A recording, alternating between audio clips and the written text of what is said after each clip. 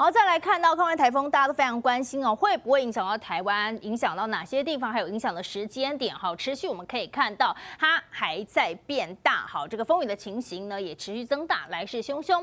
那么在这个部分可以看到，在路径不断的修正，看起来现在全台湾恐怕都会受到影响。在中央气象局前气象局长郑明典就告诉大家了，经过一个晚上之后呢，你可以看到高温台风强度明显增强，预期在通过台湾之后才会遭遇到大陆冷高压的干空气。好，来想象一下，这个台风它是逆时针的旋转，这个环流范围是很大的，所以现在东半部确定会出现迎风面的这个降雨，特别是近中心北侧这个眼墙直接影响，于是会很大，结构呢也更加扎实了。好，所以在这个部分，在最快在晚间就会来发布海警，那么在明天就会发布陆警，所以在这个时间点，在下午到晚间发布海警，在这个影响台湾的时候，它的强度应该会是个中台的上限。在明天上午的部分，就有机会来发布陆上台风警报，全台湾都会在暴风圈之内。周四的下半天会从花东这一带来登陆，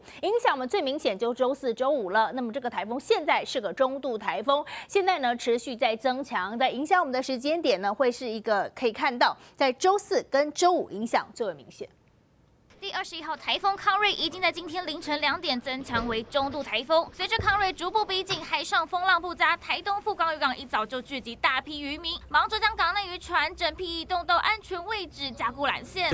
50-60年大汉捌这寒天时咧做风台啊，是头一遍咧拄到。渔民苦哈哈直呼真的快没饭吃了，月初到月底都遇到台风，跑船50-60年来没听说多快11月还有台风要登陆。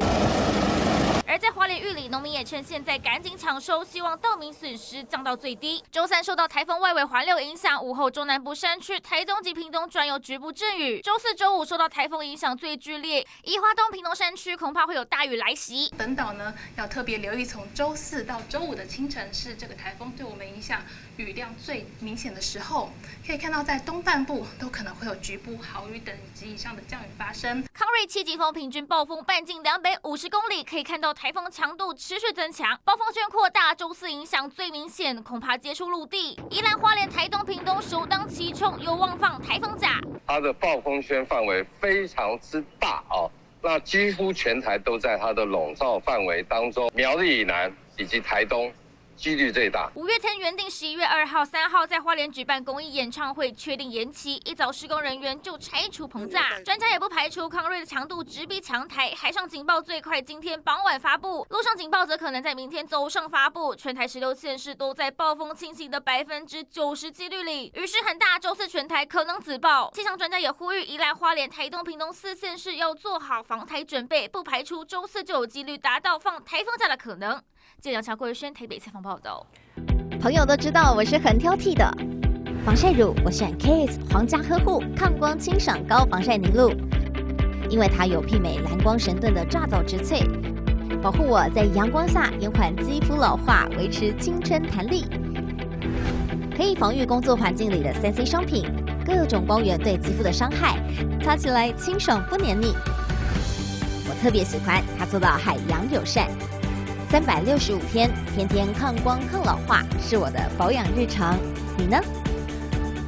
呵护您，呵护全家人，专属你的 KS Royal Care 抗光清爽高防晒凝露。